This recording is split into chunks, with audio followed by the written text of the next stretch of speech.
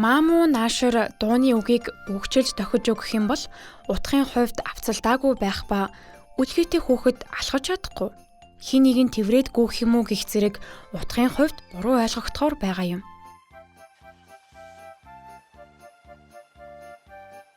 Тэгэхээр найз гэсэн утгыг илэрхийлж байгаа тул найзаа наашир гэж дохиогоор илэрхийлэх хэрэгтэй. Жишээлбэл миний царайны хувирлыг ажиглаарай.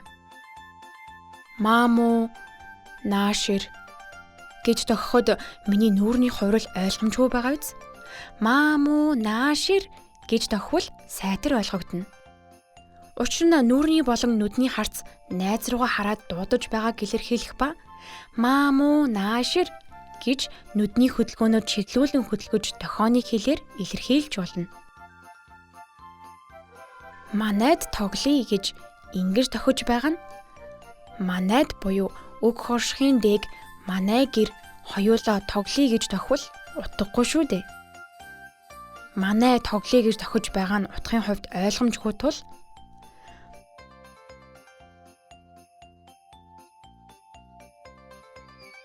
манайд хоёулаа буюу хоёулаа гэж дохиж байгаа нь нэг хуруу нь найзыг нь нөгөө нь өөрийг нь илэрхийлж байгаа юм.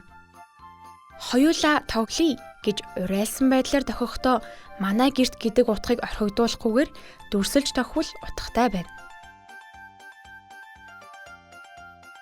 Дохионы хэлээр дуулахдаа ямар ч нүүрний хувирлгүй дохвол ингэж харагдана. Манай хоёулаа тоглох гэж илэрхийлж байгаа нь утгын хувьд үгчилж байгаатай ялгаагүй тул ингэж дохиж болохгүй.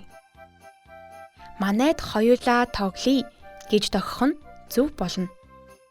Үг үгээр нь дохихгүйгээр утгын хувьд шинээр санаачлан тодорхой дүрслэн илэрхийлж болно. Яг л нэг хэлбэрээр буюу миний дохисон шиг дохих ёстой гэсэн үг биш ба утга нь тодорхой харагдах дүрслэл дохионы хэлээр илэрхийлэх хувилбарууд байж болох юм шүү. Аав, ээж хоёрын гэхийг хоёрын гэж дохихдоо өөрийгөө хамруулан хоёулаа гэж дохихгүй ба аав, ээж гэх хоёр хүн байгааг ийхүү илэрхийлнэ. Авчирсан нь аав ээж болохоос би биш шүү дээ. Аав ээж хоёрын авчирсан буюу аль хэдийн нь надад өгчгсөн тул өгсөн гих утгаар дохино. Тоглоом би шүү гэдгийг шүү гэж хурууны үсгээр үсгэлэхгүй ба шүү гэж ингэж илэрхийлнэ. Царайны хувирал толгойн хөдөлгөөнөөр байгаа шүү гэдэг утгыг илэрхийлэх юм. Хэрэв хүүхэд өөрөө санаачлан шинэ хувилбараар дохивол наадах чинь буруу, муухай байна гэж хэлэлгүйгээр харин ч утгаараа тодорхой илэрхийлэгдэж байгааг сонгож дундаа ашиглаж болох юм.